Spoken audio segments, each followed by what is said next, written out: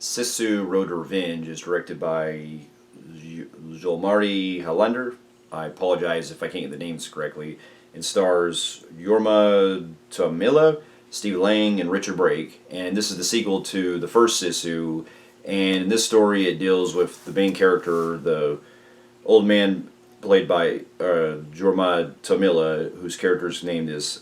Tommy Corpi. Again, I apologize. And in this story, it deals with him having to try to take his remaining logs of his house where he's at, where he was living at in World War II after the events of the first film, where he was stopping the Nazis, and he wants to end up taking his home back to his home in Finland, and along the way he ends up coming across old enemies, and one of them plays a crucial role with him as it deals on a personal story involving with Stephen Lang trying to go after him and sending his men after him. Now I'll leave it there because it kind of gets into some other crucial stuff that's happening that has the connection of why he's after him.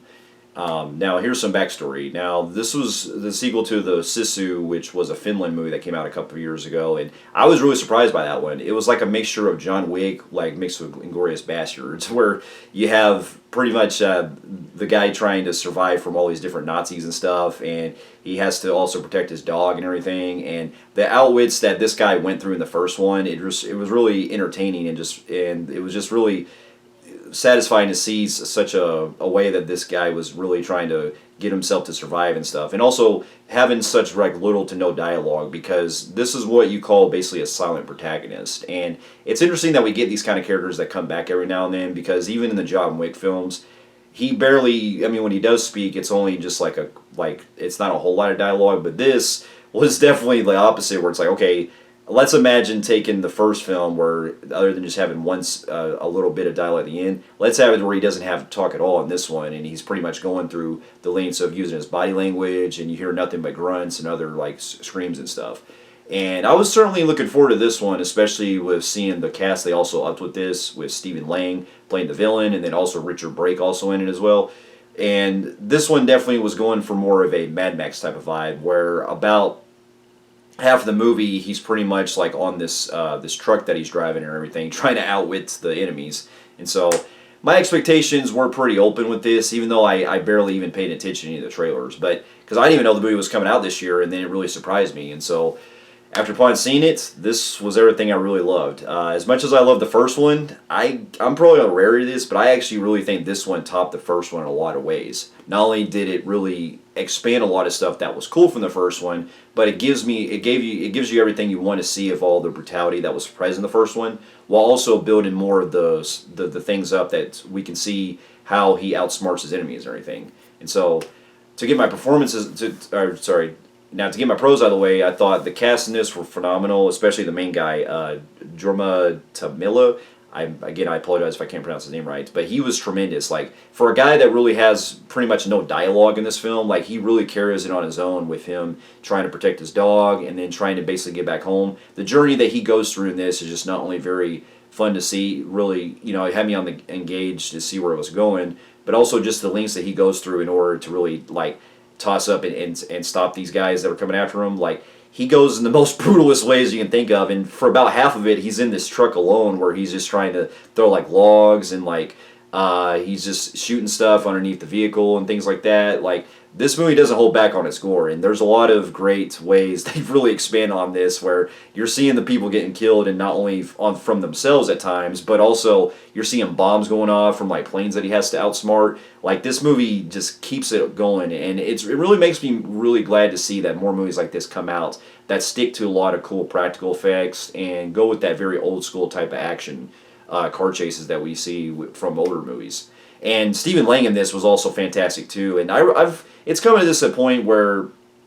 he's played so many villains over the years, but it's great to see that he plays in a very stern type of way, where there's even more kind of cool layers to his character that I thought was interesting, because as it goes along, when you start to learn more about his backstory and everything, it really makes me feel like, and honestly, it would be cool if he was actually playing a villain that was in one of the recent Indiana Jones movies, because I think that he really could have showcased that kind of level, so to speak, in like either Crystal Skull or Dial of Destiny. But if it was like in that kind of in that kind of setting, so to speak. Speaking of Indiana Jones, there's actually a part in this film that was reminding me something directly out of Dial of Destiny that has to do with a section that's pretty critical in the film that was a lot brutal, like a more brutalized version of that from the most recent Indiana Jones film. And I thought that was really great the way it played out, and it definitely puts a lot of the stakes into gear of how it goes into. And so if they ever made like a R-rated Indiana Jones film, this is pretty much the closest we would get for that. And then it's also great seeing Richard Brake as usual, you know, him always playing these type of Starky type of bad guys that he comes across in these movies. And just the set design and the authenticity they sticking with the post World War II was very, you know, gorgeous to look at and everything, and just the very grimy like feel, like the lengths that our main character goes through with so much to survive. It actually pushes a lot more of the vulnerability of this compared to the first one. And while there are a couple times where you kind of wonder like, okay, I think that some things can be a little convenient, I was still able to lower my expectations for it because the way the movie was so entertaining to watch, and just able to really put you in that kind of vibe where you really want to see how he gets out of the situation. And so this is certainly one that you can definitely tell that they put a lot of emphasis of not only upping a lot of